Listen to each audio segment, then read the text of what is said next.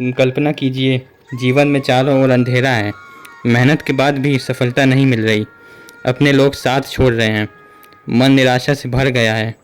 ऐसे समय में मनुष्य को सबसे पहले किसकी आवश्यकता होती है?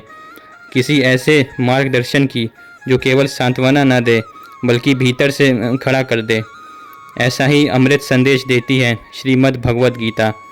महाभारत के युद्ध क्षेत्र में अर्जुन भी ठीक हमारी तरह भ्रम, भय और दुख से भर गए थे। उनके हाथ कांप रहे थे, धनुष छूट गया था। तब भगवान श्री कृष्ण ने कहा, कर्मण्ये वाधिकारस्ते माँ फलेषु कदाचन, अर्थात तुम्हारा अधिकार केवल कर्म करने में है, फल की चिंता करने में नहीं। यही संदेश आज भी हर उस व्यक्ति के लिए है जो मेहनत तो कर रहा है लेकिन परिणाम देर से मिल रहे हैं। याद रखिए, फल देर से मिल सकता है लेकिन सच्चा कर्म कभी व्यर्थ नहीं जाता। गीता हमें ये भी सिखाती है कि सुख और दुख दोनों स्थायी नहीं हैं। भगवान श्री कृष्ण कहते हैं, मात्रा स्पर्शास्तु कौन्तेय शीतोषर सुख दुखदा। जैसे सर्दी और गर्मी आती जाती रहती है, वैसे ही जीवन में सुख और दुख भी आते जाते रहते हैं। इसलिए कठिन समय को अपनी अंतिम मंजिल मत समझिए, ये भी बीत जाएगा। जब मन बार बार हार मानने लगे तब गीता कहती है, अपने मन को अपना मित्र बनाओ। यदि मन पर विजय पा ली तो संसार की कोई भी कठिनाई आपको रोक नहीं सकती। भगवान श्री कृष्ण का एक और महान संदेश है, भय मत करो। जो व्यक्ति सत्य, धर्म और ईश्वर पर विश्वास रखता है, उसका मार्ग स्वयं भगवान प्रशस्त करते हैं।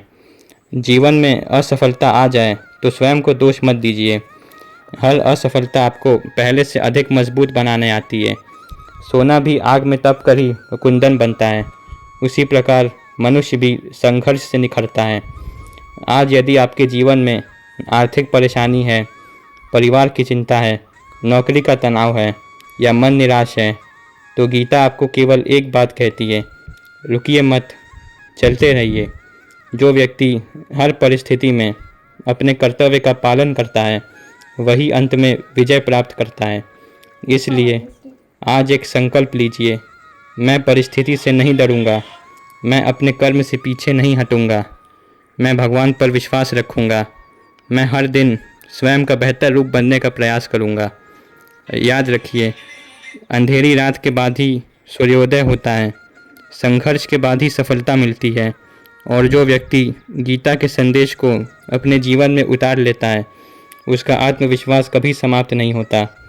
आइए अंत में भगवान श्री कृष्ण के चरणों में प्रणाम करते हुए यही प्रार्थना करें, हे प्रभु, हमें सही कर्म करने की शक्ति दीजिए, कठिन समय में धैर्य दीजिए और हर परिस्थिति में आपका स्मरण करने का सौभाग्य दीजिए।